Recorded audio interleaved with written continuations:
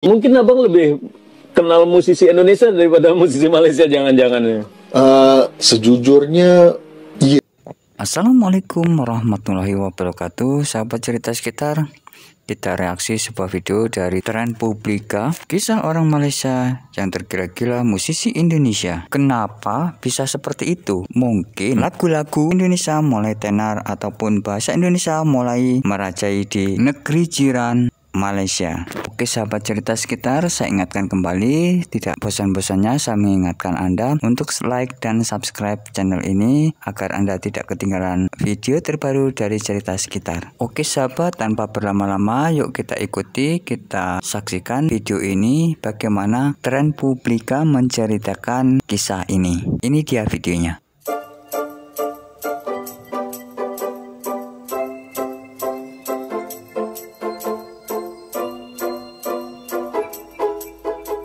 Abang Rasidi ini salah satu bukan penggemar ya, teman ya sebetulnya, tapi termasuk kolektor karya-karya saya, juga karya-karya musisi Indonesia yang lain.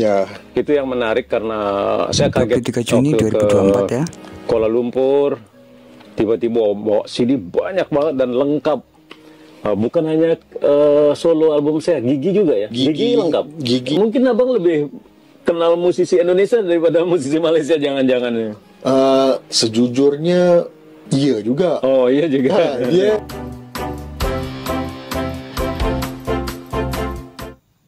Sebelum menyimak kisah orang Malaysia yang tergila-gila pada musisi Indonesia, marilah kita berpikir sedikit mendalam mengenai apa yang terjadi di Malaysia. Di negeri kasino ini, semua suku dari Nusantara dipaksa jadi Melayu. Orang Jawa atau Batak dan sebagainya, semua dimelayukan. Mungkin gak jauh beda ya dengan Indonesia, mereka selalu mengagung-agungkan kemelayuan dan bermimpi tentang adanya bangsa Melayu yang luar biasa hebat. Seperti itu, saking menurut asyiknya saya, bermimpi, mereka lupa guys? bahwa di negara Malaysia yang dibuat oleh British itu, ada bangsa atau kaum lain. Ada kaum Cina, India, Sabah Sarawak, dan sebagainya. Karena kaum Melayu terlalu mengagung-agungkan kemelayuan, akhirnya kaum Cina dan sebagainya juga berkukuh dengan budaya dan bahasa mereka sendiri. Akibatnya adalah, rakyat Malaysia semakin sulit membentuk bangsa Malaysia.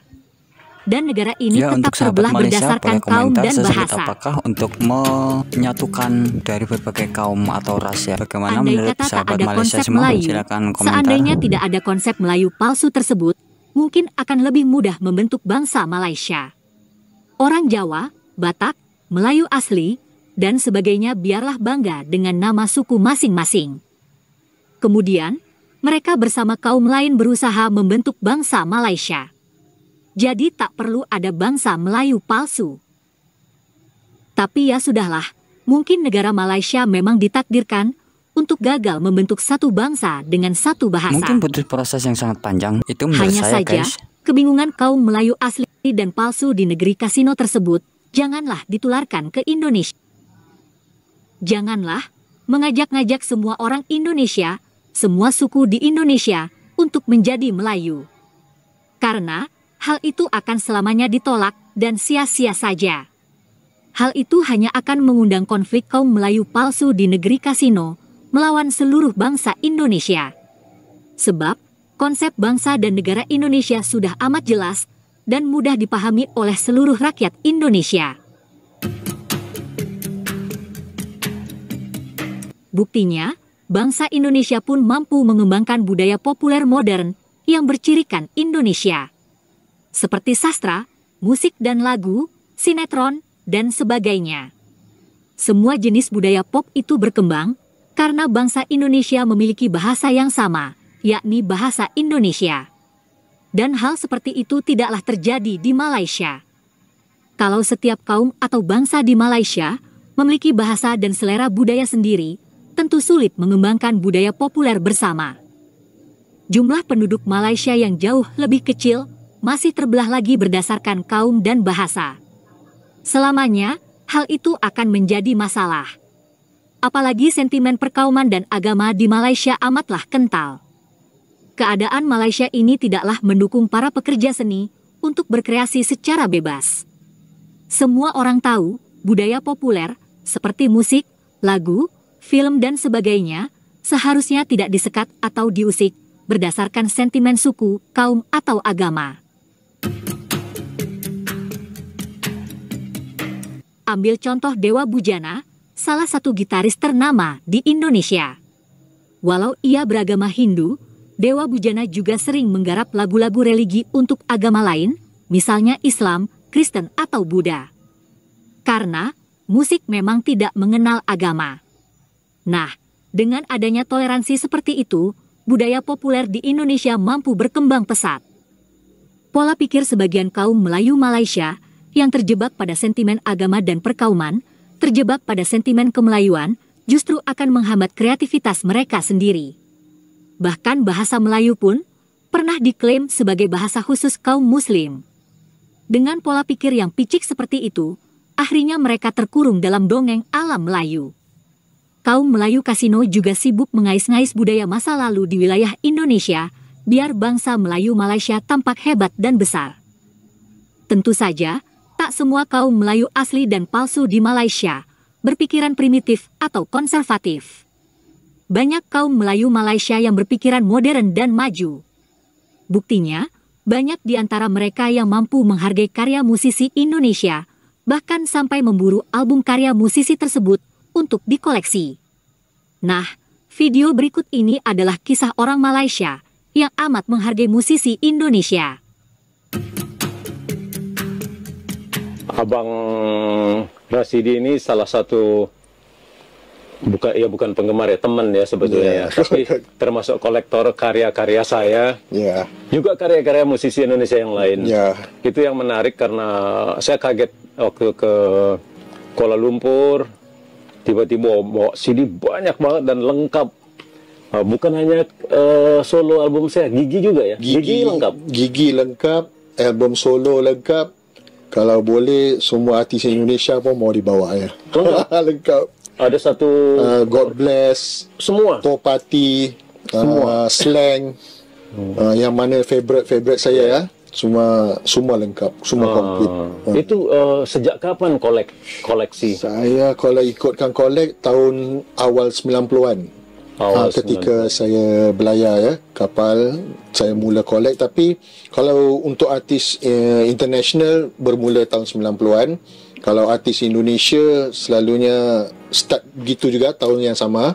Tapi bila saya travel di Indonesia, saya akan cari barang-barang musisi di sini. Tapi selagi band yang saya minat, kalau contoh macam Slang, Gigi ya, mana-mana band yang favorite saya, seboleh-bolehnya mesti komplit. Jika tak komplit, saya akan hubungi teman saya di sini, suruh cari di mana-mana yang bisa boleh dapat. Hantar di Malaysia komplit, sudah hati senang. Ya, kalau tak boleh tidur bang. Kaset, CD, vinyl. Ya. Kalau nggak dapat, nggak bisa tidur. Tak tidur. Kalau boleh ada yang dulu kan player cartridge ya. Kalau ada yang masih yang lama-lama band, kalau ada cartridge saya bisa collect juga. Saya mau collect juga. Kemudian kalau ada yang t-shirt ya, band-band tu semua pun, kalau ada yang okey saya collect. Dan juga selalu datang kalau ada konser musik Indonesia di Malaysia ya. Selalu datang. Sering sana. Kalau datang mesti pergi. Kalau especially band. Artis solo ada yang saya saya akan pergi juga. Kenapa lebih senang band? Kenapa ni? Sebab saya suka pada pemuzik, musisinya. Saya actually kalau to be honest, saya kurang pada vokal. Saya suka pada gitaris, bassist, drummer, keyboardist ya. Sebab from the roots, asalnya saya suka dengan fusion jazz. So dulu daripada tahun 80-an saya membesar ya. Arwah bapa saya akan bagi saya dengar blues, fusion jazz, all in musiknya style ya. So album Indonesia apa yang paling mahal beli? Kalau Indonesia paling mahal saya pernah dapat satu nama band tu, Guru Gypsy. Guru Gypsy. Kaset atau vinyl. Tapi dulu masih yang the earliest punya. God Bless pun pernah dapat kat earliest punya, itu paling mahal. Ada gambar. Saya lupa dia punya title, tapi saya pernah dapat kalau yang Huma di atas bukit yang kering. Betul itu. Saya pernah dapat tu hampir 3 juta saya rasa. Uang rupiah. Uang rupiah. Duit kita. Itu dulu pasti. Ya, dulu. Sekarang mahal. Guru Gypsy berapa? Guru Gypsy itu pun saya pernah dapat yang early pressing dia dalam 5 juta begitu. Sekarang udah puluhan juta. Ya, tapi itu dulu bang. High school di Malaysia. High school di Malaysia. Terus selesai high school. Habis high school saya di Malaysia, saya ambil modular course untuk shipping maritime. Okey, di luar. Kemudian saya belajar di Australia sekejap, ambil kursus sana. Habis di Australia saya sudah duduk belayar kapal lah. So, start belayar kapal, start daripada cadet. Kemudian saya masuk sampai officer level. Saya belayar kumpul sampai lebih kurang 5 tahun duit. Saya masih saya ambil exam di UK. Jadi maksudnya kerja, kuliah lagi. Ya kalau di sini kuliah. Terus kerja lagi, ambil duit. Jadi dari gitu terus ya? Gitu terus. Ya, saya baru ketemu Bang Rashid ini tahun berapa ya? Kita ketemu tahun berapa? First, actually, to be honest, saya rasa abang pun tak ingat. Masa tu ada Generation X di Ancol. Oh ya? Kan? Pertama saya nampak abang mau tergesa-gesa mau keluar ya. Saya panggil, "Bang Bujana, boleh bisa ambil gambar?" Abang cakap, "Boleh." Okey, itu first time saya jumpa abang. Saya sudah admire. Saya sudah mau jumpa. Saya cakap, "Alhamdulillah dapat jumpa." Kemudian saya rasa kita ada very connection, very close masa first Java Jazz. Saya datang ke sana tahun 2019 sebelum pandemi ya. Sebelum pandemi. Okey. Itu start dari situ kita sudah setelah konser kita ketemu. Ketemu. Kita dengan isteri abang, anak pun ada. Tapi abang juga nggak sendiri kan waktu itu. Dan dengan satu lagi sahabat saya. Ya. Saya ingat waktu itu. Dan gimana awal mulanya? Karena suka karya saya atau apa ya? Atau cuman mau koleksi? Dia begini. Masa saya habis sekolah tahun 90, saya actually Gigi first album tu keluar tahun 90 berapa ya? 94, 90 saya tahu saya 94, 95.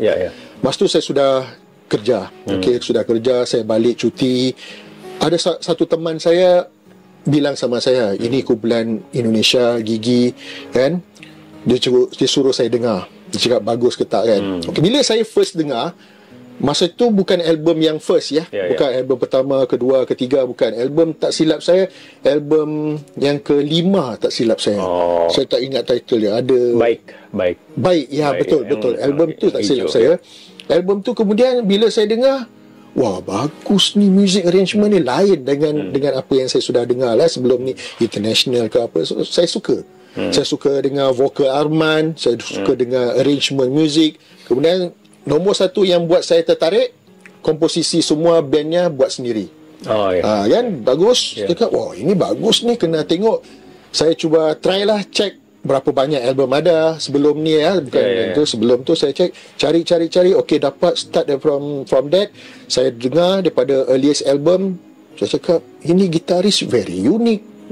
Man, kenapa lain? Dia nak cakap ada solo tak ada, lebih-lebih muat-muat saja, bass masuk, input dia pada muzik itu macam sedap. Rhythm dia bagus, solonya bagus, sound pun saya suka dengar. Kan, saya tak tahu. Kemudian bila saya tengok, wah, Dewa Bujana, nama apa unik, Dewa ni kan, nama Tuhan bagi kami ya. Dia ni salah satu cakap bagus ni. So saya selidik, penggemar teman ya sebetulnya. Termasuk kolektor karya-karya saya. Juga karya-karya musisi Indonesia yang lain. Itu yang menarik karena saya kaget waktu ke Kuala Lumpur. Kali ini mungkin kurang sikit lah. Banyak banget paling banyak tu mungkin 25 ke 30. Sekarang di hotel ada Gigi.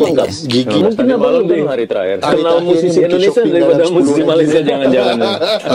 Sejujurnya kemudian saya lupa, saya ada ketemu dengan suami isteri tu, saya tak tahu nama dia lah. Suaminya main bass, isterinya dia main akustik. Endaresa. Dia perform juga. Ya, dia perform. Keren itu. Keren, dia bagus. Suaminya main bass bagus. Dia bagus. Ya. Lepas tu semalam pun saya baru tahu satu band baru ya. kawan saya info saya namanya Batu Cakar. Baku Cakar. Ya. Itu grupnya Glenn Fredly dulu. Ya, Andre Dino ada main gitar ya. Lepas tu saya baru tahu dia ada vinyl. Tapi bukan dikeluarkan daripada D Major. Label lain ya. So mungkin belum dapat lagi ya. Saya tengah usaha. Andre Dino, drama Ryan. Ryan ya. Bonar ya betul. Jujur Harian guys, Goman. saya tidak kenal Ryan Itu Bonar. pun kena banyak sekali kenal musisi Indonesia. tak tahu belajar bang. Listnya banyak sekali. Masih belajar lagi. Masih belajar lagi. Okay. Selain apa namanya, tadi udah banyak sekali itu yang grup-grup jazz kebanyakan ya. Kalau rock siapa aja?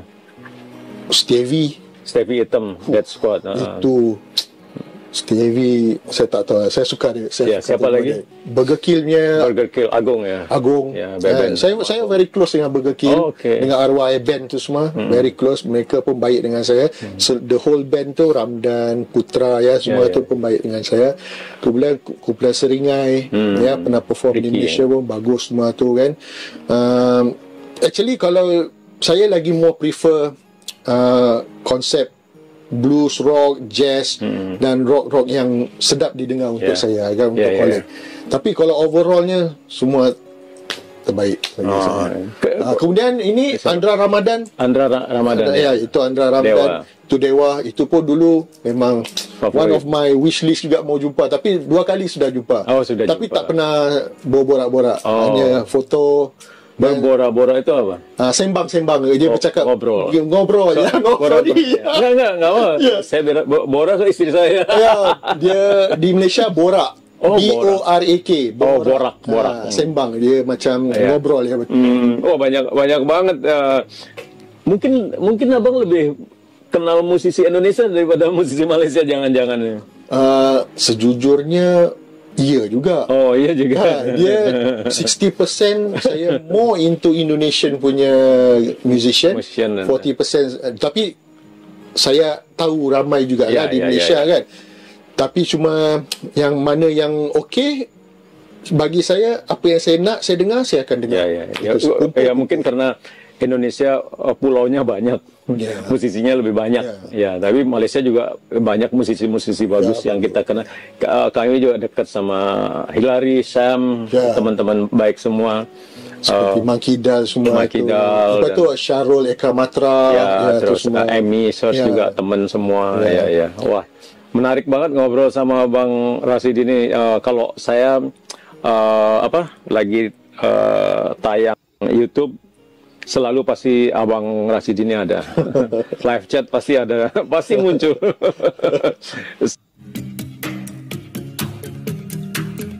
Begitulah kisah orang Malaysia yang amat menghargai musisi Indonesia. Terima kasih sudah menonton sajian kami. Sampai jumpa lagi. Oke, demikianlah tadi telah kita saksikan sebuah video dari Trend Publika. Dan saya akhiri, assalamualaikum warahmatullahi wabarakatuh.